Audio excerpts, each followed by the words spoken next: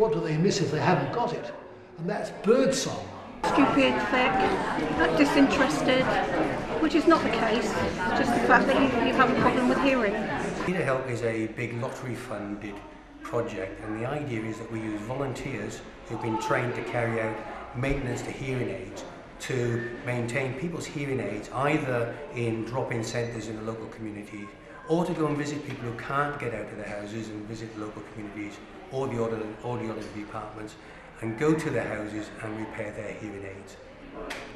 For people that have hearing aids, they want them working all the time, otherwise they are limited by what they can hear.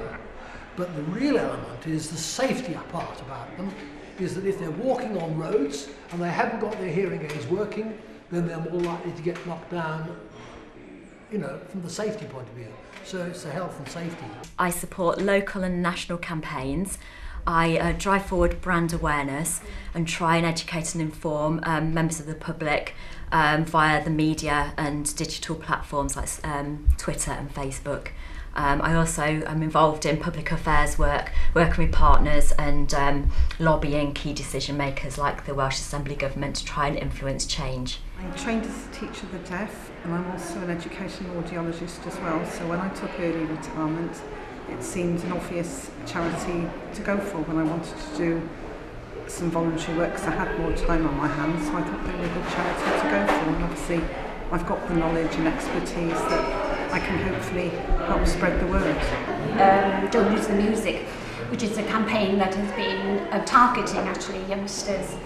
I do give talks, like I said, to various audiences and in schools as well, colleges, students' unions. Here to Me is a social group service for people that are hard of hearing or deaf in their local communities, so that people can come together, have a cup of tea and a chat and find out information and advice and help regarding hearing loss. Both my grandparents had hearing loss, and just as I was growing up I noticed how they became more and more isolated due to the fact that the hearing loss was going, and you would notice around the dinner table they wouldn't say anything and they wouldn't engage because they weren't able to hear what you were saying, so they just kind of sat back and let it all happen. And it's obviously they have a lot to contribute still, but if you're not aware of it and you can't do anything about it, so that's what drove me to come and work for the charity. In my groups, when people come to the social groups, the two biggest things always are the need for equipment for television and the need for equipment for telephones. So obviously the two main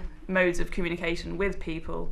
If you haven't got either of those, you're very isolated from friends and family and from community and what's happening in the bigger world. So they're the two main things. People are isolated. I'm deaf myself, so I can empathise with the clients. Communication can be a problem, and isolation as well.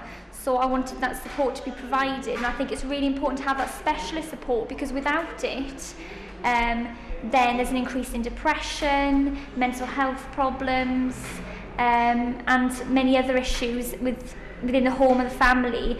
Communication when you go to medical appointments, the hospital, there's lots of communication breakdown that can cause depression and make deaf people feel quite low, and it's their right to have accessibility.